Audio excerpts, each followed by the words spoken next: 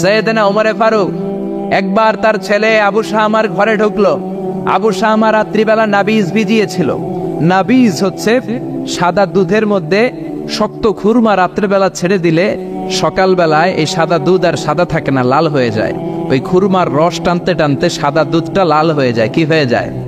আরব দেশের লোকেরা রাত্রেবেলায় দুধের সাথে শক্ত খুরমা ভিজায় রাখে আর সকালে ওইটা খায়। ওটা খুবই হেলদি, স্বাস্থ্যের জন্য খুব ভালো। কিন্তু নিয়ম হচ্ছে সকালেই খাইতে হবে। রাত্রে ভিজাইছেন, সকালেই খাইতে হবে। আপনি যদি 4-5 দিন পরে খান, ওইটা নাবিজ থেকে মদ হয়ে যাবে। কি হয়ে যাবে? তালের রস চিনেন না আপনারা? তাল চিনেন না? কথা কয় না। তাল চিনেন না তো কি হরতাল চিনেন? হরতাল নাকি তাল? আচ্ছা, তালের রস আমরা খাই। এই তালের রস বের করার পরপরই খাইতে হয়। এটা যদি দেরি করে খান, এটা তারি হয়ে যায়, তারি, মদের মতো। তো এই নাবিজ রাত্রে ভিজাইলে সকালে খাইতে হয়। ওমরে ফারুকের এক ছেলের নাম ছিল আব্দুর রহমান, মারুফুন বিআবি শাহমা ফিল মদিনা। মদিনাতে সবাই ওরে আবু শাহমা বলে ডাকতো। কি বলে ডাকতো?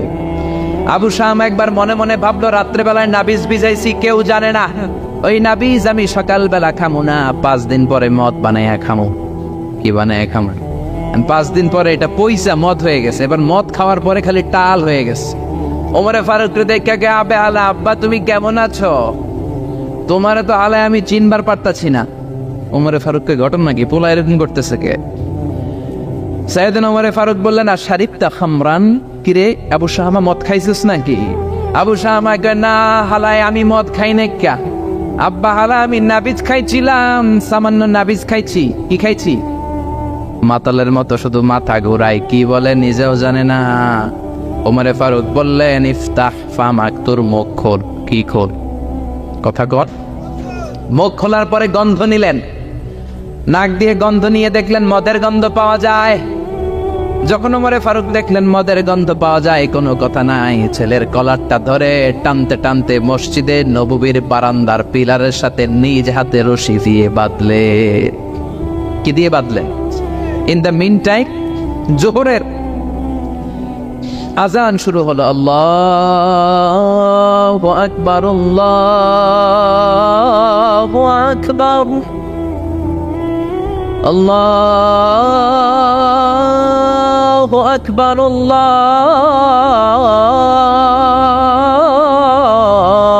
আকবার। আজান হয়ে গেল। ওমরে ফারুক মসজিদে নববীর ইমাম চলে গেলেন ইমামের জায়গায়। হাজার হাজার মানুষ ওযু করে জোহরের নামাজের জন্য যখন ঢুকছে, সবাই দেখে তো অবাক। মসজিদে নববীর বারান্দার পিলারে প্রেসিডেন্টের ছেলে রশি দিয়ে বাঁধা। সুবহানাল্লাহ কবেন না? সবার মাথায় চিন্তা, ঘটনা কি? ওমর মদিনার প্রেসিডেন্ট, ওমরের ছেলের রশি দিয়ে কে বেঁধে রাখলো? সবাই সুন্নত পড়ার জন্য ভিতরে ঢুকলো। সুন্নত পড়ার পরে সাইয়েদনা বেলাল ইকামত দিলেন। আল্লাহু আকবার, আল্লাহু আকবার, আশহাদু আল্লা ইলাহা ইল্লাল্লাহ, আশহাদু আন্না মুহাম্মাদার রাসূলুল্লাহ, হাইয়া আলাস সালাতি, হাইয়া আলাল ফালাহ, قد قامت الصلاة قد قامت الصلاة, الله أكبر الله أكبر لا إله إلا الله. পড়েন আল্লাহু আকবার। আজ মদিনায় এক বাক্যে একামত হয়। আমরা হানাফি মাযহাবের অনুসারে আমরা 2 বাক্যে একামত করি। মদিনাতে মক্কায় আজও এই সিস্টেমে একামত হয়। যখনের একামত হয়ে গেল, সাইয়েদনা ওমর ফারুক নামাজের নিয়ত বেঁধে তাকবীর দিলেন, আল্লাহু আকবার। নামাজ পড়ালেন, সালাম ফিরালেন, ঘোষণা দিলেন, মাকানাকুম বাদা সুন্নাহ, সবাই সুন্নতের পর মসজিদে নববীতে থাকবা। ইনদানা হাদ, আমাদের হাদ আছে। হাদ বা হুদুদ হচ্ছে কোরআনের দেয়া নিয়ম অনুযায়ী বিচার করা, বিচার আছে। সুন্নত নামাজ পড়ার পরে সব লোকগুলো বের হলো। সাইয়েদনা ওমর ফারুকও মসজিদে নববী থেকে বের হলেন। হাজার হাজার মানুষের মধ্যে গুনগুনানি শুরু হয়ে গেল। ঘটনা কি? ওমরের ছেলে পিলারের মধ্যে রশি দিয়ে বাঁধা কেন? ওমরে ফারুক বললেন, গুনগুনানি বন্ধ করেন। আমার ছেলে শারিবা খামরান, নাবিজকে পচায় মদ বানায় মদ খাইছে। মদের বিধান ইসলাম দিয়েছে, কেউ যদি মদ পানে ধরা পড়ে তাহলে তার পিঠের মধ্যে 80 বেত দাও। কয় বেত? চিৎকার করে সবাই বলেন, কয় বেত? আবার গুনগুন শুরু হয়ে গেল। লোকেরা বলল, হায় হায়, প্রেসিডেন্টের ছেলে মদ পানে ধরা পড়েছে। কেউ বলতে শুরু করলো, আরে প্রেসিডেন্টের ছেলে, মায়ের দিবে না, লামসাম দিয়ে বিদায় করে দিবে। কেউ কেউ বলল, না এটা ওমর, 80টা না মারলেও 40টা বাড়ি ঠিকই দিবে। ওমরে ফারুক জল্লাদরে বললেন, জল্লাদ যাও, বাইতুল মালের পাশে চাবুক রাখা আছে, সবচেয়ে বড় সাইজের চাবুকটা নিয়ে আসবা। জল্লাদ চাবুক নিয়ে আসলো। উনি চেয়ারের মধ্যে বসলেন, বললেন, হাতি কুটসি, একটা চেয়ার দাও। ওমরে ফারুক চেয়ারের মধ্যে বসলেন। হাজার হাজার মানুষ, পিনপতন নীরবতা, থার থার করে সবাই কাঁপছে, হায় হায় না জানি আজকে কি হয়। ওমরে ফারুক জল্লাদরে বললেন, ইবতা বিসমিল্লাহ, সামানিনা জলদা, 80টা বেত মারার পর থামবি, এর আগে থামবি না। কয়টা? সবাই কন। জল্লাদ মারতে শুরু করলো, ওয়াহিদ, ইসনাইন, তালাতা, 3টা বাড়ি মারার পরে ওমরে ফারুক থাপ্পড় মেরে জল্লাদরে 3 হাত দূরে ফেলে দিলেন।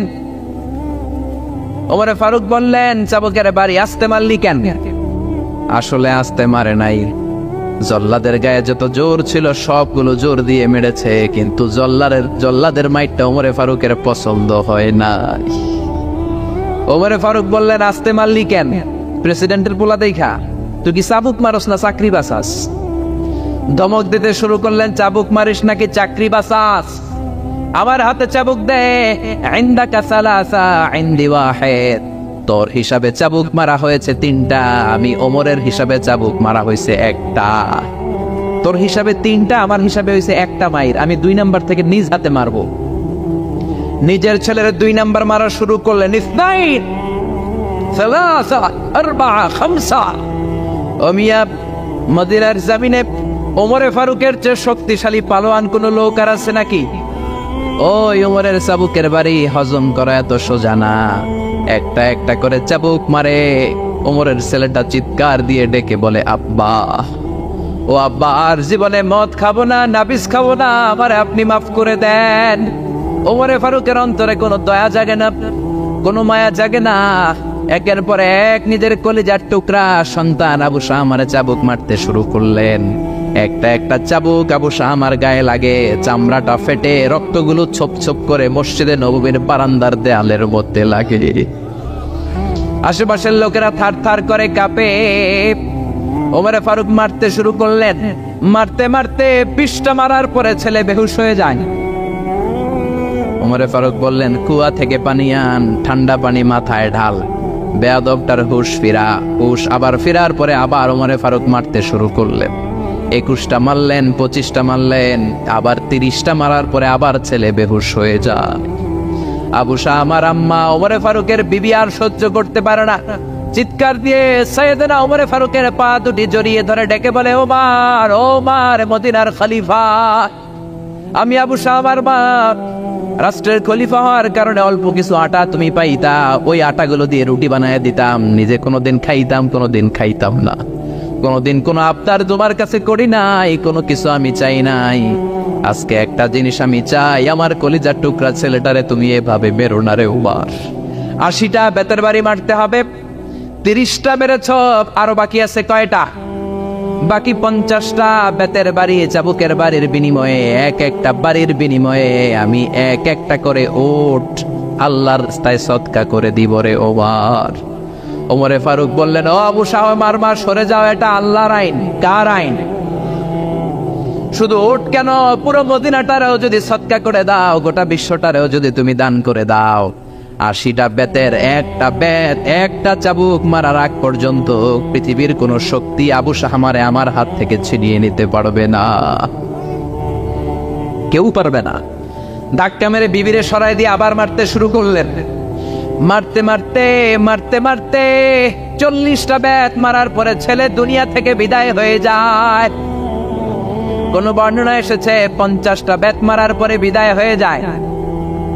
কলিজার টুকরা ছেলে আর দুনিয়ায় নাই। তখনও রাগে গড়গড় করছেন সাইয়েদনা ওমর। সাইয়েদনা ওমর বললেন, এই বেয়াদবটার দুনিয়াতে নাই, মরে গেছে, লাশ হয়ে গেছে, মারতে হবে 80টা। 50টা মারার পরে মরে গেছে, আরো বাকি রয়ে গেছে কয়টা? ওমরে ফারুক বললেন, বেয়াদবটারে গোসল দে, কাফন দে, জানাজা দে, কবর দে। নিজ হাতে কবর দিয়ে এবার কবরের উপরে 51 নাম্বার চাবুক মারতে শুরু করলেন। 52 নাম্বার চাবুক নিজ হাতে মারলেন, 53 মারলেন, 55টা মারলেন, 60টা মারলেন। 70টা মারলেন, 80টা বেত মারলেন। চাবুক মারতে মারতে ঘামতে ঘামতে অস্থির হয়ে 80টা চাবুক মারার পরে চাবুকটা ছেড়ে দিয়ে আল্লাহরে ডেকে বললেন, আল্লাহ আমার ছেলেটারে তুমি মাফ করে দিও, আমার আবু শাহ আমারে তুমি মাফ করে দিও, আমারে তুমি মাফ করে দিও। 80টা বেত মারার কথা ছিল, 50টা মারার পরে দুনিয়া থেকে নাই। কবর দেওয়ার পরে বাকি 30টা মেরে 80টা চাবুকের বেত পূর্ণ করলাম। কোনো পার্সিয়ালিটি করি নাই, নিজের ছেলে হওয়ার কারণে আলাদা কোনো নিয়ম বানাই নাই। কিয়ামতের দিন সেই তোমার বিচারের ট্রাইব্যুনালে, তোমার সুপ্রিম কোর্টের কাঠগড়ায় জালিম বাদশাদের কাতারে তুমি আমারে দাঁড় করাতে পারবা না। আল্লাহু আকবার। জালিমদের কাতারে তুমি আমি উমরে দাঁড় করাতে পারবা না। নিজের ছেলেরাও ছাড় দেই না, এই সমান বিচার করেছি। ওই সমান বিচার বাংলাদেশে আছে নাকি? জোরে বলেন, ওই সমান বিচারের দরকার আছে না নাই? এক ওয়াক্ত নামাজ না পড়লে বাঁচবে, সবার জন্য এই নিয়মের দরকার আছে না নাই? সৌদি আরবে এই নিয়ম সবার জন্য। এজন্য আজান দিলে সব লোক মসজিদে দৌড়ায়, ওযু না থাকলেও দৌড়ায়, কারণ বেতের বাড়ি থেকে পিঠ বাঁচাইতে হবে, ঠিক কিনা? প্রধান বক্তা যদি আলোচনা করার পরে প্রধান বক্তা নামাজ না পড়ে, প্রধান বক্তার পিঠে 5 বেত দেওয়ার দরকার আছে না নাই? চেয়ারম্যান যদি নামাজ না পড়ে, চেয়ারম্যানের পিঠে দেওয়ার দরকার আছে না নাই? প্রেসিডেন্ট যদি না পড়ে, দেওয়ার দরকার আছে না নাই? প্রধানমন্ত্রী না পড়লে? আমি কই নাই, আপনারা কইছেন, আমি কিন্তু কই নাই, আপনারা কইছেন, আমার কোনো দোষ নাই। নিয়ম তো এটাই, সবার জন্য এক নিয়ম, চিল্লায় বলেন ঠিক কিনা? এজন্য ইসলাম বলে আল হালালু হালালুন আলাল জামি, যেটা হালাল সবার জন্য হালাল, যেটা হারাম সবার জন্য হারাম। এজন্য বিশ্বনবী বলতেন, আল্লাহুম্মা কফিনি বিহালালিকা আন হারামিক ওয়া আগনিনি বিফদলিকা আম্মান সিওয়াক। ও আল্লাহ, হারাম নয় হালালকে তুমি আমার জন্য যথেষ্ট বানাও, তোমার রহমতে অন্যের কাছে হাত পাতা থেকে আমাদেরকে বাঁচাও, পড়ে না আমিন। এজন্য সবাই হালাল খাইতে, হালাল ইনকাম করতে, হালাল দিয়ে জীবন সাজাইতে রাজি আছে তো? হারামের সাথে আজ থেকে আমাদের কোনো সম্পর্ক নাই, চিল্লায় বলেন ঠিক কিনা? কিছু লোক আছে কিছু কিছু জিনিসের ক্ষেত্রে হালাল মানে, কিছু কিছু ক্ষেত্রে মানে না, আছে না নাই? আপনি কিছু লোককে শুকর রান্না করে নিয়ে বলবেন, ভাই একটু শুকরের গোশত খান, খাবে? বলবেন না হুজুর এটা হারাম। কুকুরের গোশত খান ভাই, না এটা হারাম। যেই লোক শুকরের গোশত খায় না হারাম জেনে, কুকুরের গোশত খায় না হারাম জেনে, ওই লোক দেদারসে সুদ খায়, ঘুষ খায়, যৌতুক খায়, অন্যের জমি মেরে খায়। সুদ খাওয়া যেমনি হারাম, ঘুষ খাওয়া হারাম, ঠিক কিনা? এই জন্য হারাম মানলে সবগুলোরে হারাম মানতে হবে। হালাল যখন খাবেন, জীবনের প্রতিটা অঙ্গন হালাল দিয়ে সাজানোর দরকার আছে না নাই? আপনি যেটা খাবেন এটা হালাল হতে হবে। ইউর ফুড শুড বি হালাল। আপনি যেই প্রাণী জবাই করে খাবেন, আল্লাহর নামে জবাই করবেন। আল্লাহর নাম ছাড়া অন্যের নামে জবাই করলে হালাল হবে? এজন্য বাজার করতে গেলে সাবধান, যারা জবাই করে হিন্দুর দোকান থেকে আবার কিনা যাবে না। মুসলমানও জবাই করলে বারবার বলবেন, ভাই আল্লাহু আকবার বল, কি বল, কথা বলেন। এজন্য খবরদার, আল্লাহর নাম ছাড়া অন্য কারো নামে প্রাণী জবাই হলে খাওয়া যাবে। কিন্তু বাংলাদেশের অনেক ইসলামী বইয়ের মধ্যে লেখে, আল্লাহর নামে এবং দেবদেবীর নামে যদি কোনো প্রাণী জবাই দেওয়া হয়, ওইটা নাকি খাওয়া হালাল। এরকম কথা আছে না নাই? এই বই যে লেখছে ওর জন্য খাওয়া হালাল, আমাদের জন্য হালাল নয়, চিল্লা এখন ঠিক কিনা? আমেরিকাতে অনেক প্রাণীকে ইলেকট্রিক্যাল শক দিয়ে মেরে ফেলে, না এগুলো, এই প্রাণীগুলো খাওয়া যাবে না, কারণ ইলেকট্রিক্যাল শক দিয়ে পানি মেরে ফেললে এটা রক্তগুলো দেহে ঢুকে যায়। হুররিমাত আলাইকুমুল মাইতাতু ওয়াদ দাম, রক্ত খাওয়া তোমাদের জন্য হারাম করেছে কে? শুকরের চর্বি দিয়ে অনেক প্রোডাক্ট বাজারে পাওয়া যায়, খবরদার এগুলো বেছে শুনে খাইতে হবে, চিল্লা এখন ঠিক কিনা? তার মানে আপনার জন্য ইউর ফুড শুড বি হালাল, যেটা খাবেন এটা হালাল হতে হবে। তারপরে আপনার ফ্যাশন, আপনার কাপড় চোপড়, এটাও হালাল হতে হবে, কারণ ঠিক কিনা? আমাদের অনেকে ফ্যাশন পছন্দ করে, ফ্যাশনেবল, ফ্যাশনে কোনো সমস্যা নাই, কিন্তু হালাল ফ্যাশন নেন। মেয়েরা যারা ফ্যাশন পছন্দ করে, সমস্যা নাই, তুমি সুন্দর বোরকা পরবা, তোমার বোরকা হতে হবে ঢিলে ঢালা, টাইট ফিটিং বোরকা পরা যাবে না। টাইট ফিটিং বোরকা আছে না নাই? বিশ্বনবী বলেছেন, কাসিয়াতুন আরিয়াত মাইলাতুন মুমিলাত, কিয়ামতের আগে বোরকাও পরবে, আবার দেহের সব অঙ্গ বোঝা যাবে। তার মানে এমন টাইট ফিটিং বোরকা, দূর থেকে দেহের সব উঁচু নিচু ভাঁজগুলো টের পাওয়া যায়, এরকম আছে না নাই? আছি আমরা কোন জামানায়, লাজ শরম গেছে হারায়, আছি আমরা এখন জামানায়, লাজ শরম গেছে হারায়। পাতলা শাড়ির বাহার পাখি ড্রেস লেহেঙ্গা, পোশাক দেখে নারীর লাজে মরে যাই। হায় হায়, আছি আমরা এখন জামানায়, লাজ শরম গেছে হারায়। ঠিক কিনা? লাজ শরমের বালাই নাই। মশারি কি পাতলা, এর চেয়েও পাতলা কাপড় পরে মেয়েরা ঘুরে আসে না নাই? এজন্য ভাইয়েরা, বড় ভাইয়েরা, বাবারা, মেয়ে কোনো আবদার করলে সব আবদার শোনা যাবে। মেয়ে যদি আবদার করে, বাবা আমারে পাখি ড্রেস কিনা দাও, দেয়া যাবে? জোরে বলেন। যেই পোশাকে তার পুরো দেহ কভার হবে না, ওই পোশাক নারী পরতে পারবে না। আবার অনেক মেয়ে ব্রু প্লাক করে, আসে না নাই? ব্রু প্লাকের ফ্যাশনটা হারাম। অনেক মেয়ে আলগা চুল লাগায় মাথায়, আসে না নাই? এটা ধোঁকাবাজ। অনেক পুরুষও আলগা চুল লাগায়, আপনারা জানেন? এটার বাংলায় বলে পরচুলা। কি বলে? আবার দাড়িতে কলপ দেয়, এটাও ঠিক না। যদি আপনার বয়স কম, অনেক সময় 8 বছরের 10 বছরের ছেলে রোগের কারণে চুল পেকে যায়, ও কালি দিতে পারবে, কিন্তু বয়স্ক মানুষ কালি দেয়া ঠিক না। চিল্লা এখন ঠিক কিনা? আবার অনেকে মাথার মধ্যে পরচুলা লাগায়, আলগা চুল লাগায়, বিয়ের আগে পরচুলা লাগায় বিয়ের পিড়িতে বসে, সবাই দেখে সুন্দর, বিয়ের পরে দেখে মাথায় চুল নাই, আছে না নাই? এরকম ঘটনাও ঘটে। এক ছেলে মাথার মধ্যে চুল লাগাইছে আমির খানের চুল। কার চুল? নিজে হইল কালা সান, চুল লাগাইছে আমির খান।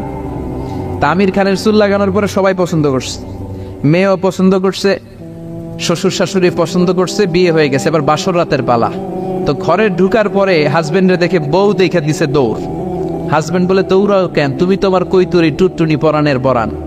বউ কয়, তুমি তো আমার জামাই না, আগে ছিল একরকম, এখন আরেক রকম। তুমি আমার জামাই হইলে তোমার সাদে মাল কই, মানে সাদে চুল কই? বিয়ের আগে মাথা ভর্তি চুল দেখলাম, আমির খানের স্টাইল দেখলাম, এখন বাসর ঘরে দেখি তোমারে অন্য পুরুষ দেখা যায়। এরকম আছে না নাই? আপনি যদি ধোঁকা দেন, কিয়ামতের দিন ধোঁকাবাজদের সাথে আপনাকে হাসর করায় দিবে কে? বিশ্বনবী গমের বাজার পরিদর্শন করলেন, মদিনাতে গমের স্তূপ দেখলেন, শুকনা গম। শুকনা গমের ভিতরে ডান হাত ঢুকায় দিয়ে বিশ্বনবী ভিতরে দেখলেন ভিজা গম। এরকম ব্যবসায়ী আছে না নাই? উপরে শুকনা দিয়ে সাজায়, ভিতরে ভিজা, উপরে ফিটফাট, ভিতরে উপর মে পাক সাফ, ভিতর মে খালাত মালাত। আচ্ছা না নাই? বিশ্বনবী বললেন, মান গাশশানা ফালাইসা বিন্না, the person who deceives us is not among us. যে আমাদেরকে ধোঁকা দেয় সে আমার উম্মত নয়। চিল্লা এখন ঠিক কি না? এজন্য আপনার ফ্যাশন হতে হবে হালাল ফ্যাশন। অনেক ছেলেরা ঈদ আসলে সিল্কের পাঞ্জাবি পরে, আসে না নাই? আমার যুবক ভাইয়েরা, সিল্কের পাঞ্জাবি, এই ফ্যাশনটা তোমাদের জন্য হারাম। যুবকরা হাতে স্বর্ণের আংটি পরে, গলায় চেইন পরে, মেড অফ গোল্ড, স্বর্ণ দিয়ে বানানো যে কোনো জিনিস ইউজ করা, তারপরে সিল্কের কোনো জামা পরা ছেলেদের জন্য হারাম করেছে কে? ছেলেদের জন্য চুরি পরা হারাম করছে কে? অনেক ছেলে চুরি পরে, ব্রেসলেট পরে, আসে না নাই? কানের মধ্যে দুল লাগায়, আসে না নাই? কুমিল্লা শহরে নাই? কুমিল্লাতেও আছে, দেখবেন কানে দুল লাগায় অনেক ছেলে, এই জায়গায়ও লাগায়। আবার এরপর ট্যাটু লাগায় অনেকে। ট্যাটু চিনেন? ট্যাটু ইয়াং ছেলেরা এগুলো বুঝবে, মুরব্বীরা আপনারা বুঝবেন না। স্টিকার, আরে মুরব্বীরাও বুঝে, মাশাআল্লাহ। এটা দামি স্টিকার। এখন 80,000 টাকা দামের ট্যাটু আসছে ঢাকায়। এটা ইলেকট্রিক্যাল শক দিয়ে, নিডেল দিয়ে, ডাইং এর মাধ্যমে রং দিয়ে এই ট্যাটুটা বানায়। কোনো মুসলমানের বাচ্চা এই ট্যাটু গায়ের মধ্যে লাগাতে পারে? এই ট্যাটু লাগালে কোনো ইবাদত তোমার কবুল হবে? তার মানে তুমি যে ফ্যাশন গুলো করবা, ইউর ফ্যাশন শুড বি হালাল, ইউর ড্রেস শুড বি হালাল। ছেলেরা অর্নামেন্টস পড়তে পারবে না, ব্রেসলেট লাগাতে পারবে না, সিল্কের পাঞ্জাবি পড়তে পারবে না, স্বর্ণের কিছু ব্যবহার করতে পারবে না। এছাড়া তুমি তোমার নাভি থেকে হাঁটু পর্যন্ত ঠেকে সব ধরনের ফ্যাশন তুমি নিতে পারো। নতুন একটা ফ্যাশন এসেছে, চুলের এই দুই দিকে একেবারে মাথার সাথে মিলে চুল কাটে, আর এদিক দিয়ে ঘোরার মতো রাখা, আছে না নাই? আমি এটার নাম দিয়েছি হর্স কাটিং। কি কাটিং? ঘোড়া কাটিং। আমি বললাম, কি রে এরকম রাখছস কেন? কয়, হুজুর আমার মেসি রাখছে। মেসি? মেসি না মাসি। এই বিজাতিদের এই কালচার আসা যাবে না, বাংলাদেশে ঢুকানো যাবে না। বিশ্বনবী বলেছেন, নাহা রাসূলুল্লাহ আনিল কাযাহ, কাযাহ করতে, এই হেয়ার কাটটা নিতে বিশ্বনবী নিষেধ করেছেন। দুই দিকে চুল নাই, মাঝখানে ঘোড়ার মতো চুল। এগুলো কোনো মুসলমানের ছেলে এই হেয়ার কাটিং কাটতে পারে না। চিল্লায় বলেন ঠিক কি না? কোনো মেয়ে পাতলা পোশাক পরতে পারবে না। মেয়েদের পোশাক হবে ঢিলা, মেয়েদের পোশাক হবে মোটা। এই নিয়মগুলো মেনে ছেলে মেয়েরা যেই কোনো পোশাক পরো, যেই কোনো ফ্যাশন নাও, ওই ফ্যাশনের মধ্যে বরকত আছে। ইসলাম তো ফ্যাশন সচেতন। বিশ্বনবী নিজেও কসমেটিক্সের একটা বক্স রাখতেন সাথে। সুবহানাল্লাহ বলবেন না? অনেকে হাসে, আরে পুরুষরাও প্রসাধনী ইউজ করতে পারে। বিশ্বনবীর একটা চামড়ার তৈরি কসমেটিক্সের ব্যাগ থাকতো সাথে, এটার ভেতরে বিশ্বনবী 6টা জিনিস রাখতেন। কয়টা? কথা বলেন। 1 নম্বরে রাখতেন মেসওয়াক, 1 নম্বরে কি? 2 নম্বরে জাইতুনের তেল, 2 নম্বরে কি? 3 নম্বরে আতর, 3 নম্বরে কি? 4 নম্বরে চিরুনি, 5 নম্বরে হলো টুথপিক। টুথপিক ছিলেন না খিলাইল ছিলেন? হ্যাঁ, টুথপিক না খিলাইল। 6 নম্বরে সুরমাদানি। এই 6টা জিনিস বিষ্ণু ইসলাম সুনি আমিন জিল চামড়ার একটা প্যাকেটের ভিতরে যে কোনো সফরে গেলে এইটার ভিতরে 6টা জিনিস বিষ্ণুনবী নিয়ে নিয়ে সফরে ঘুরতেন। চিল্লায় পড়েন আল্লাহু আকবার। এজন্য ফ্যাশন করতে ইসলাম তোমাকে, Islam doesn't make any kind of complexity to take any new fashion. কোন ফ্যাশন নিতে কোনো সমস্যা নাই, but your fashion should be halal. ইমান কারা আয়াতুল কুরসি দুবুরা কুল্লি সালাওয়াতিন মাকতুবা, প্রত্যেক ফরজ নামাজের পরে যে আয়াতুল কুরসি পড়ে, লাম ইয়ামনাহু মিন দুখুল জান্নাতি ইল্লাল মাউত, ওই লোকটা জান্নাতে যাওয়ার ব্যাপারে আর কোনো বাধা থাকে না। বাধা থাকে তার মরণ। লোকটা মরে না তাই জান্নাতে যায় না, মরলেই জান্নাতি। সুবহানাল্লাহ বাড়িতে যেয়ে বললেন, আরো জোরে পড়েন না সুবহানাল্লাহ। তো সেই সূরাতু আল বাকারার 168 নম্বর আয়াত তেলাওয়াত করেছি। এই আয়াতে আল্লাহ তাআলা ইরশাদ করেছেন, ইয়া আইয়ুহান নাস, ও হে মানুষেরা, হে মানব সকল, কুলু মিম্মা ফিল আরদি হালালান তাইয়িবা, আমি জমিনে তোমাদের জন্য যেটাকে হালাল করেছি ওইটা খাও। তাইয়িবা, পবিত্র জিনিস যেটাকে করেছি সেটা খাও, হারাম খেও না। কার কথা? নাকি আজারি সাহেবের কথা? নাকি খতিব সাহেবের কথা? কার কথা? রব্বুল আলামিন বলেন, ইয়া আইয়ুহান নাসু কুলু মিম্মা ফিল আরদি হালালান তাইয়িবা, ও দুনিয়ার মানুষেরা শোনো শোনো, এই জমিনে যেটাকে হালাল করে দিলাম, এই জমিনের মধ্যে আমি আল্লাহ যেটাকে পবিত্র করে দিলাম, শুধু হালালটা খাবা, পবিত্রটা খাবা, হারামটা খাওয়া যাবে না। ঠিক কি না? ওয়ালা তাত্তাবিউ খুতুওয়াতিশ শাইতান, খবরদার শয়তানের পদাঙ্ক অনুসরণ করো না, কারণ ইন্নাহু লাকুম আদুউম মুবিন, শয়তান হলো তোমাদের প্রকাশ্য দুশমন। ঠিক কি না? তাহলে আল্লাহ যা বলেন সেরেফ কথা বলেন, সিধা কথা বলেন। কথা যত সিধা তত অসুবিধা। আমরা যারা সোজা সাপটা কথা বলি আমাদের বিপদ খুব বেশি। অনেক জায়গায় আমাদেরকে কথা বলতে দেয়া হয় না, ওই যে সিধা কথা। তো বিশ্বনবীর কথা আর আল্লাহর কথা হচ্ছে সিধা, কোনো ফাঁকফোকর রেখে নবী আর আল্লাহ কথা বলেন না। চিল্লায় কোন ঠিক কিনা? আল্লাহ সিধা বলে দিলেন, যা খাইবা জমিনে হালাল খাইবা, হারাম খাবা না, হালালের সাথে সম্পর্ক গড়বা, হারামের সাথে মুমিনের সম্পর্ক থাকতে পারে না। ঠিক কিনা? এজন্য আজকের মাহফিলে আমাদের স্লোগান হোক, আমরা হালাল খাবো। কি খাইবেন? জোরে বলেন, জোরে বলেন। আর আমরা হারাম থেকে বেঁচে থাকবো। রাজি আছেন? বাঁচি আর মরি হালাল খাবো, পেটে যেটা ঢুকাবো হালাল খাবো, আমার পুরো জীবনটাই আমি সাজাবো হালাল দিয়ে। কি দিয়ে? মুমিনের সাথে হারামের কোনো সম্পর্ক নেই। কিন্তু বাংলার জমিনের মুসলমানদের জীবনের দিকে, কর্মকাণ্ডের দিকে যদি নজর করে তাকাই, তাহলে দেখবো আমরা 2 হাতে কামাই। আমরা হালালও খাই, হারামও খাই। হারাম বড় মিষ্টি লাগে, ঠিক কি না? হালালও খাই, হারামও খাই। তো আপনি যদি মুমিন হিসেবে নিজেরা দাবি করেন, আপনি কি 2 হাতে এরকম করতে পারবেন? না, আপনি ডান হাতে হালালটা নিয়ে খাবেন। কথা বুঝতে পেরেছেন? এজন্য হারাম খাওয়া যাবে না, হালাল খেতে হবে। মুসলমান নিজেকে যদি মুসলমান বলে দাবি করো, হালাল খাবা। কিন্তু আমাদের জীবনের দিকে যদি আমরা একটু নজর করি, আমরা হালাল যেমনি খাই, এট দ্য সেম রেটে হারামও খাই। খাই কি খাই না? আমরা সুদ খাই, হালাল না হারাম? জোরে বলতে হবে। ঘুষ খাই, হালাল না হারাম? যৌতুক খাই, মদ খাই, আমানতের টাকা খাই, ত্রাণের কম্বল খাই, মসজিদের টাকা খাই, রাস্তার বালি, ইটা, সিমেন্ট, এমনকি ব্রিজের ঢালাইয়ের রডও খাই। বাংলাদেশের ব্রিজ ভেঙে যায়, যে দেখা যায় ওখানে রড নাই, আছে কি? তার মানে রড খেয়ে ফেলছে। এত ক্ষুধা, এরা রড খেয়ে ফেলে। ঠিক কিনা? ঘুষ আর দুর্নীতি আমাদের রন্ধ্রে রন্ধ্রে। বাংলাদেশের সরকারি এমন কোন অফিস পাবেন না যে অফিসের ভিতরে ঘুষ নাই। কি নাই? ঘুষ নাকি বুশ, দুটোটাই না পাক।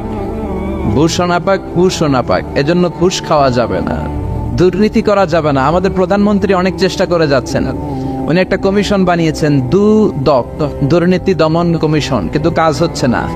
ঠিক কিনা? ওনার আব্বাজান বাংলাদেশের স্বাধীনতার স্থপতি বঙ্গবন্ধু শেখ মুজিবুর রহমান, আল্লাহ ওনার কবরটারে তুমি জান্নাতের বাগান বানাও।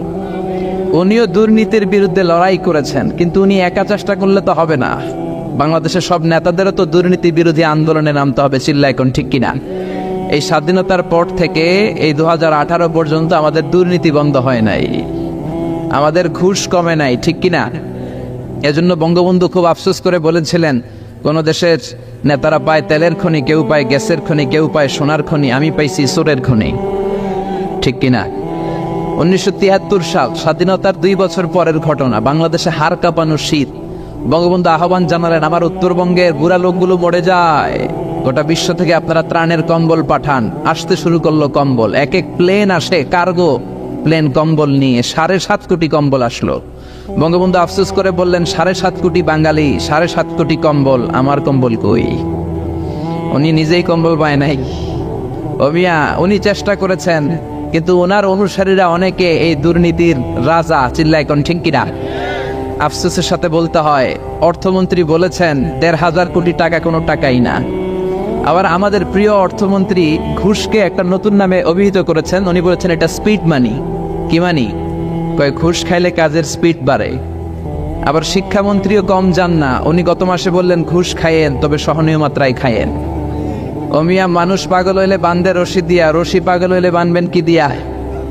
সর্ষে দিয়ে তারাই ভূত, এখন সর্ষের ভিতরে ঢুকছে ভূত, চিল্লা এখন ঠিক কিনা? बर्बाद गुलिस्तान के लिए एक ही उल्लू काफी है, गुलिस्तान की हर शाख में उल्लू बैठे हैं, फिर अंजाम में गुलिस्ता क्या हो गया। ফুলের বাগান নাকি তছনছ করে দেওয়ার জন্য একটা হুতুম পেঁচাই এনাফ। এখন হুতুম পেঁচা বসে আছে গাছে গাছে, ডালে ডালে, শাখায় শাখায়। ফুল বাগানের নসিবে কি আছে আল্লাহই জানে। 1971 সালের 9 মাস রক্তক্ষয়ী যুদ্ধের মাধ্যমে বাংলাদেশ নামক এক ফুল বাগান আল্লাহ আমাদেরকে দিয়েছে, কিন্তু এই দুর্নীতির কারণে এই ফুল বাগানকে আজও আমরা মনের মতো করে সাজাতে পারি নাই। চিল্লায় বলেন ঠিক কিনা? এজন্য দুর্নীতি করা যাবে না, ঘুষ খাওয়া যাবে না। এই ঘুষ যতদিন বন্ধ না হবে, বাংলার জমিনে সিডর পাঠাবে কে? ভূমিকম্প পাঠাবে কে? মহামারী পাঠাবে কে? এদেশের 17 কোটি মানুষের প্রধানমন্ত্রী, আমাদের প্রিয় প্রধানমন্ত্রী জননেত্রী শেখ হাসিনাকে এই দুর্নীতি দমনের ব্যাপারে আল্লাহ আরো কঠোর হওয়ার তৌফিক দান করুক। দেশটাকে রহমত দিয়ে আল্লাহ ভরে দেখ, জোরে পড়ে না আমিন। এজন্য রাব্বুল আলামিন বলেন, ইয়া আইয়ুহান নাসু কুলু মিম্মা ফিল আরদি হালালান তাইয়্যিবা। ও দুনিয়ার মানুষেরা, তোমরা জমিনের মধ্যে যেটা হালাল করে দিলাম, হালালটা খাইবা, হারামটা খাওয়া যাবে না। কার কথা? আর জোরে বলেন। এজন্য আমরা হালাল খাবো। কি খাবো? হারাম খাবো না। রাজি আছেন? সবাই রাজি? ইসলামী শরিয়া এই হালাল হারামের ব্যাপারে আমাদেরকে অনেকগুলো মূলনীতি শিখিয়েছে। অনেক রাত, এত লম্বা কথা তো বলা যাবে না, দুই একটা কথা শেয়ার করব, পড়েন ইনশাআল্লাহ। ইসলাম বলে আল আসলু ফিল আশিয়াই আল ইবাহা। পৃথিবীতে যত জিনিস আছে বেসিক্যালি ইটস হালাল, আসলে সবকিছু হালাল, কিন্তু হারাম করতে হলে আপনার দলিল দেয়া লাগবে। কোন জিনিস হালাল সাব্যস্ত করতে হলে দলিল দেয়া লাগে না, কিন্তু হারাম সাব্যস্ত করতে হলে দলিল দেয়া লাগে। চিল্লা এখন ঠিক কিনা? এক শ্রেণীর লোক আছে সব জায়গায় খুঁতখুঁতে স্বভাব, খালি হারাম হারাম ফতোয়া দেয়, আছে না নাই? বিশ্বনবী এদেরকে বললেন মুতানাত্তিউন। বিশ্বনবী বললেন হালাকাল মুতানাত্তিউন, যারা মুতানাত্তিউন তাদের ধ্বংস। সাহাবারা বললেন, ও নবী মুতানাত্তিউন কারা? বিশ্বনবী বললেন, হালাল জিনিসকে যারা হারাম বলে ফতোয়া দেয় তারাই হলো মুতানাত্তিউন। হালাল জিনিসকে হারাম বলে ফতোয়া দেয় এরকম কিছু লোক আছে না নাই? এই দেশের কিছু মাওলানারা একটা সময় বলতো ইংরেজি শিক্ষা হারাম, জানেন? এখন তারাই ইংরেজি শিখে, ঠিক কিনা? তারা বলতো রাজনীতি করা হারাম, এখন নিজেরাই রাজনীতি করে, আছে না নাই? তারা ফতোয়া দিত টেলিভিশনে ইসলামী আলোচনা করা হারাম, এখন নিজেরাই আলোচনা করে, আছে না নাই? আবার কেউ কেউ ফতোয়া দিত মহাসড়ক অবরুদ্ধ করে, জনদুর্ভোগ তৈরি করে আন্দোলন করা হারাম, কিন্তু এই বছর দিল্লির এক মুরব্বীর আটকানোর জন্য তারা নিজেরাই আন্দোলন করেছে। জোরে কোন ঠিক কিনা? এই ভাইদেরকে আমি খুব ভালোবাসি, কিন্তু না বুঝে এক সময় হারাম ফতোয়া দিছে, এখন নিজেরাই এই ফতোয়ার পেছে পড়ে গেছে। চিল্লা এখন ঠিক কিনা? এজন্য হারাম ফতোয়া দেওয়ার আগে 10 বার ভাববেন। আল্লাহ বলে, কুল মান হারামা যিনাতাল্লাহিল্লাতী আখরাজা লিইবাদিহি ওয়াত-তাইয়্যিবাতি মিনার রিজক। এই জমিনের মধ্যে আমি রব্বুল আলামিন যেটাকে হালাল করে ঘোষণা দিলাম, ওই জিনিসকে হারাম বলে ফতোয়া দেয় কার এত সাহস আছে? আল্লাহু আকবার। তাহলে পৃথিবীতে যা আছে সব হালাল, অল্প কয়েকটা জিনিস ছাড়া। হালাল হচ্ছে ব্যাপক, হারাম হচ্ছে সীমিত। আপনার জীবনের চাহিদা মেটানোর জন্য আপনি হালাল দিয়ে চাহিদা মেটাতে পারবেন, হারামের দিকে যাওয়াই লাগবে না। চিল্লায় এখন ঠিক কিনা? আল্লাহ পবিত্র কোরআনুল কারীমের মধ্যে যত জায়গায় হালালের ঘোষণা দিলেন, ব্যাপক ভাবে দিলেন। আল্লাহ বললেন, উহিল্লাত লাকুম বাহিমাতুল আনআমি ইল্লা মা ইউতলা আলাইকুম। এই জমিনের মধ্যে চার পাওয়ালা যত জন্তু আছে সবগুলোকে আমি খাওয়া তোমাদের জন্য হালাল করলাম, হাতে গোনা অল্প কয়েকটা ছাড়া। সুবহানাল্লাহ। তাহলে হালাল হচ্ছে আনলিমিটেড, হারাম হচ্ছে লিমিটেড। হালালের পরিধি ব্যাপক, হারাম অল্প। আচ্ছা, বুঝে শুনে উত্তর দেন। হারাম যদি ব্যাপক হইতো, বেশি হইতো, আমরা বাঁচতে পারতাম? জোরে বলেন। এই জন্য আমাদের সহজীকরণের জন্য হালালকে আল্লাহ বাড়িয়ে দিল, হারামকে আল্লাহ কমিয়ে দিল। ইসলাম হলো সহজ, আদ-দীনু ইসরুন লা উসরা ফীহি। এজন্য বিশ্বনবী বলেন, ইয়াসসিরু ওয়ালা তুআসসিরু। ইসলামকে সহজ করে মানুষের সামনে উপস্থাপন করো বা ইসলামকে কঠিন করে মানুষের সামনে পেশ করো না। বাশশিরু ওয়ালা তুনাফিরু। মানুষকে দিনের দিকে ডাকো, দিন থেকে মানুষকে ভাগিও না। ঠিক কি না? বিশ্বনবী মুআয ইবনে জাবালকে ইমাম বানালেন। সাইয়েদনা মুআয ইবনে জাবাল বিশ্বনবীর সাহাবী, ইমামতির চান্স পেয়ে উনি মাগরিবের নামাজে সূরা বাকারা পড়া শুরু করলেন। কোন সূরা? বড় না ছোট? কত বড় সূরা! উনি মাগরিবের নামাজে এটা বললেন। এশার নামাজে পরে আলী ইমরান। যে এলাকায় ওনার ইমাম বানায় পাঠানো হয়েছে, ওই এলাকার সাহাবীর হলো কামলা সাহাবী। কি সাহাবী? কৃষক সাহাবী। সারাদিন কাজ করে মাগরিবের নামাজে যখন দাঁড়াইছে, দেখে ইমাম সাহেব সূরা বাকারা দিয়ে ধরছে। কোন সূরা দিয়ে? এক সাহাবী নামাজ থইয়া দিছে দৌড়। বারান্দায় যে নামাজ পড়ে বিশ্বনবীর কাছে বিচার দিলেন, ইয়া রাসূলুল্লাহ, এমন ইমাম বানাইছেন, ওই ইমাম তো মাগরিব পরে বাকারা দিয়ে। কোন সূরা দিয়া? বিশ্বনবী সাইয়েদনা মুআজকে ডাকলেন, ধমক দিয়ে বললেন, আফাত্তানুন আনতা ইয়া মুআজ। ও মুআজ, তুমি কি সমাজের মধ্যে ফিতনা ছড়াও নাকি? বাশশিরু ওয়ালা তুআসসিরু, বাশশিরু ওয়ালা তুনাফিরু। মানুষকে দিনের দিকে ডাকবা, দিন থেকে মানুষকে ভাগাবা না। ইসলামকে সহজ করে উপস্থাপন করবা, ইসলামকে কঠিন করে উপস্থাপন করো না। সুবহানাল্লাহ। ইসলাম সহজ। আমরা রাতে যে নামাজটা পড়ি সর্বশেষ, এই নামাজটার নাম কি? এশা। আর রাতের যে খাবারটা আমরা খাই, এটারে আরবিতে বলে আশা। রাতের শেষ নামাজরে বলে এশা, আর রাতের খাওয়ান রে কয় আশা। বিশ্বনবী বলেন, ইদা জাআল এশা ওয়াল আশা। রাতের খাবার, রাতের নামাজ, এশার নামাজ দুইটা যদি একসাথে আসে, ফাকদ্দিমুল আশা ক্বাবলাল এশা। রাতের এশার নামাজের আগে আগে খাবারটা খাও, তারপরে আল্লাহর কাছে নামাজে দাঁড়াবা। সুবহানাল্লাহ। কত সহজ ইসলাম। এশার আজান হইছে আর বিরিয়ানি চলে আসছে, আগে কি করবেন? নামাজে যাবেন না, আগে বিরিয়ানি খান। কারণ বিরিয়ানি থুইয়া নামাজে দাঁড়াইলে বিরিয়ানির কথা মনের ভিতরে আসে না নাই? নামাজে পড়বেন আর ভাববেন, আমি কি মুরগির রান পাই না ঠ্যাং পাই, কেমনে বিরিয়ানি খামু? কত সুন্দর প্যাকেট আমার জন্য বসে আছে, নামাজের মধ্যে ভেজাল আছে। কি সুন্দর ইসলাম! আগে গরম গরম বিরিয়ানি আসছে, বিরিয়ানি খাও, এরপরে নামাজ পড়ো, কবুল করে নিবে কে? এজন্য আল্লাহ হালালের কথা যখন বললেন, ব্যাপক ভাবে বললেন, উহিল্লা লাকুম সাইদুল বাহরি ওয়া তুআমুহু মাতাআন লাকুম ওয়া লিসাইয়ারা। আল্লাহ বললেন, সাগরের মধ্যে যত প্রাণী আছে সব খাওয়া হালাল, অল্প কয়েকটা ছাড়া। সুবহানাল্লাহ। তার মানে হালালের ঘোষণা যখন আল্লাহ দিচ্ছেন, আল্লাহ বলতেছেন সব হালাল, সব। আর হারাম যখন ঘোষণা আল্লাহ দেয়, গনে গনে দেয়। আল্লাহ বললেন, হুররিমাত আলাইকুম উম্মাহাতুকুম ওয়া বানাতুকুম ওয়া খাওয়াতুকুম ওয়া আম্মাতুকুম ওয়া খালাতুকুম। আল্লাহ বললেন, তোমাদের মায়েদেরকে বিয়ে করা হারাম, মেয়েদেরকে বিয়ে করা হারাম, বোনদেরকে, খালাদেরকে, ফুফিদেরকে বিয়ে করা হারাম। এরকম গনে গনে 14 জন নারীকে বিয়ে করা হারাম। কয়জন? কিন্তু বিয়ে করা হালাল কয়জন নারী? কোটি কোটি। আপনি আর আরব দেশের মেয়ে বিয়ে করতে পারেন, সৌদি বিয়ে করতে পারেন, বাংলাদেশি বিয়ে করতে পারেন, সাদা মেয়ে বিয়ে করতে পারেন, কালো মেয়ে বিয়ে করতে পারেন। তার মানে কোন নারী বিয়ে করা হালাল ওইটার কোনো সীমা নাই, এটা আনলিমিটেড। কিন্তু হারাম হাতে গোনা। চিল্লায় কোন সুবহানাল্লাহ। তার মানে আল্লাহ হালালকে করলেন ব্যাপক, হারামকে করলেন সীমিত।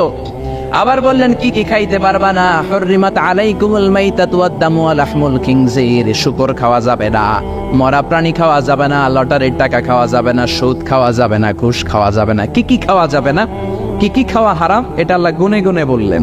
আর কি কি খাওয়া যাবে এটা আল্লাহ গুনে বলে নাই, আল্লাহ বলে দিলেন সব খাওয়া হালাল, হাতে গোনা কয়েকটা ছাড়া। চিল্লা এখন সুবহানাল্লাহ।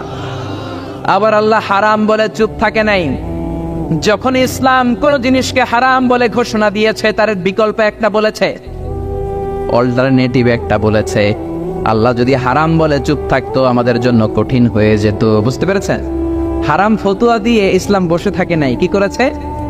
বিকল্প একটা রাস্তা দেখিয়ে দিয়েছে। কি রাস্তা? ইসলাম বলল সুদ খাওয়া হারাম।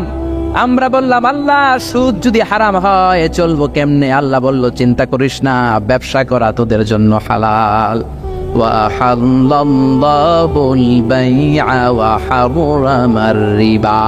আল্লাহ সুদকে হারাম করে চুপ থেকে যান নাই, আল্লাহ বলে দিয়েছেন ব্যবসা করা তোমাদের জন্য হালাল। সুবহানাল্লাহ। قد أفلح المؤمنون. Successful indeed are the believers. الذين هم في صلاتهم خاشعون. সফল হয়েছে তারা, ঈমান এনেছে যারা। কার কথা? রব্বুল আলামিন বলেন قد أفلح المؤمنون الذين هم في صلاتهم خاشعون. সফল হয়েছে তারা, ঈমান এনেছে যারা। কার কথা?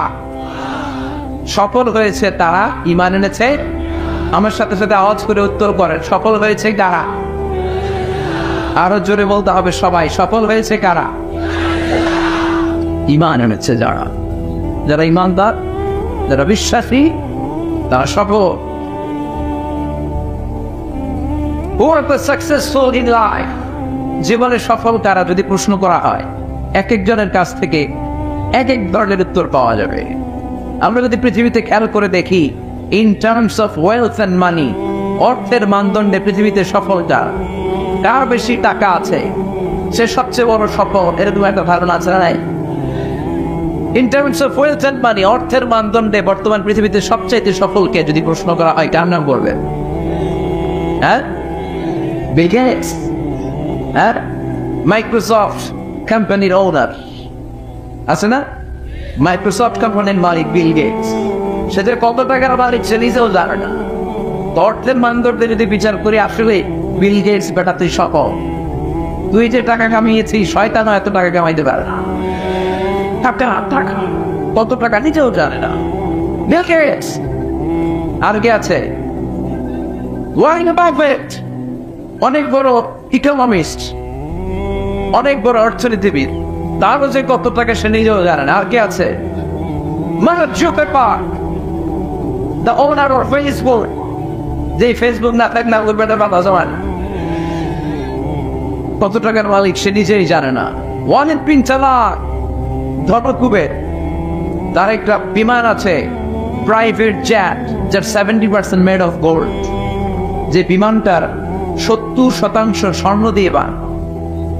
নাজুবিল্লাহ পাবেন না? তাহলে in terms of wealth and money, অর্থের মানদণ্ডে পৃথিবীতে কারা সফল জিজ্ঞেস করলে এই নামগুলো আমাদের চোখের সামনে ভেসে আসবে। চিল্লাই কর ঠিক কিনা?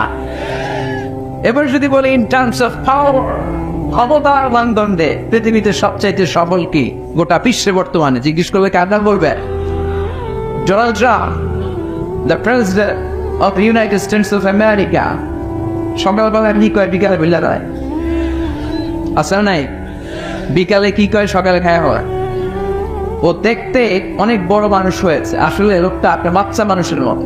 সাইকিয়াট্রিস্ট যারা মনোবিজ্ঞানী, তারা বলেছে আসলে তার ফিজিক্যাল গ্রোথ হয়েছে, তার মেন্টাল গ্রোথ হয় নাই। মানে গায়ে গতরে বাড়ছে, মাথায় কিলো নাই, আছে না? নাই, ক্ষমতার মানদণ্ডে আসলেই গোটা বিশ্বের সবচেয়ে ক্ষমতাশীল ব্যক্তি, সুপার পাওয়ার। এরপরে কার নাম বলবেন? Putin, Vladimir Putin, the president of Russia. রাশিয়ার প্রেসিডেন্ট, ক্ষমতা আছে না? নাই, দেখতেন সাবমেরিন দিয়ে সাগরের নিচে চলে যায়, সাহসী ব্যক্তি, নিচে ফ্লাই করে, প্রাইভেট জেট দিয়ে বিমান উড়ায়, অনেক ক্ষমতাশীল। এরপরে কার নাম বলবেন? হ্যাঁ,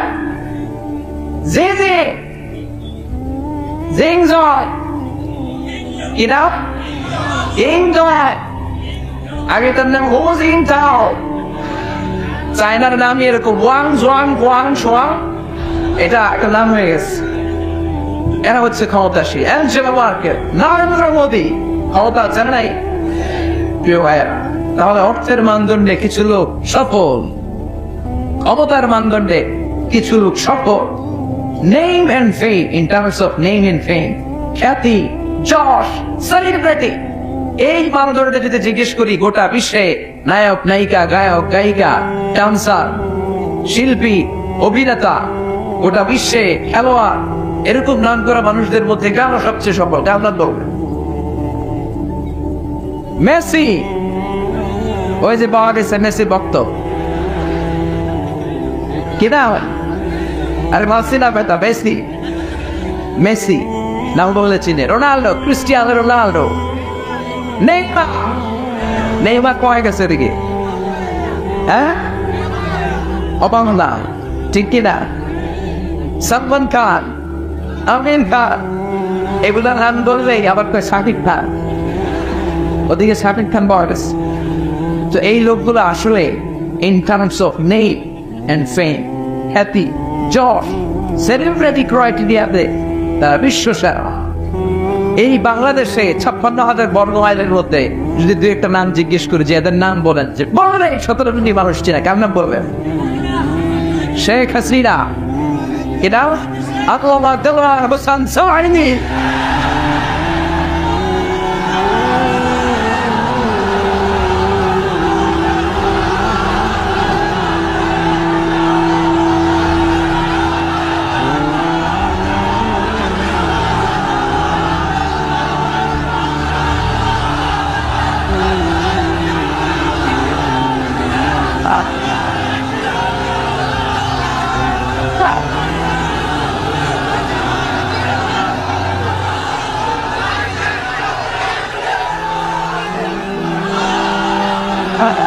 প্রধানমন্ত্রীর শুভেচ্ছা।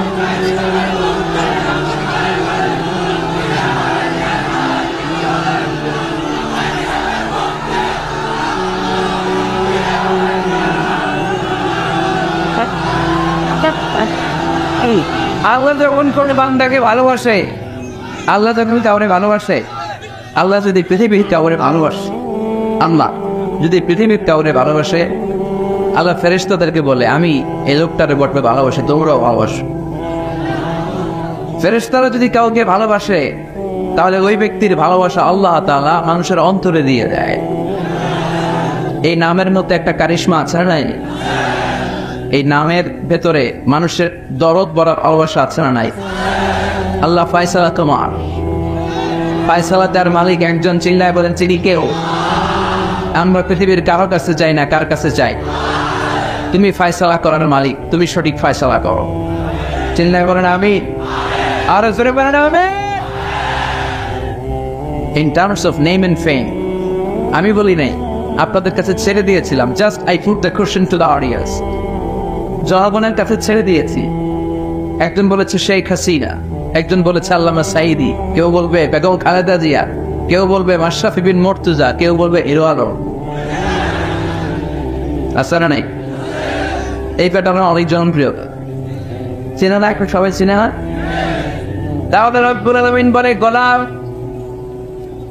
In terms of wealth and money, টাকার মানদণ্ডে পৃথিবীতে কেউ কেউ সফল। ইন টার্মস অফ পাওয়ার, ক্ষমতার মানদণ্ডে পৃথিবীতে কেউ কেউ সফল। In terms of name and fame, নাম, ডাক, যশ, খ্যাতির দিক থেকে পৃথিবীতে কেউ কেউ সফল। কিন্তু আমি আল্লাহর কাছে যদি সফল হতে যাও, একটাও কাজে আসবে না। আমার কাছে সফল হবে তারা ঈমান এনেছে যারা।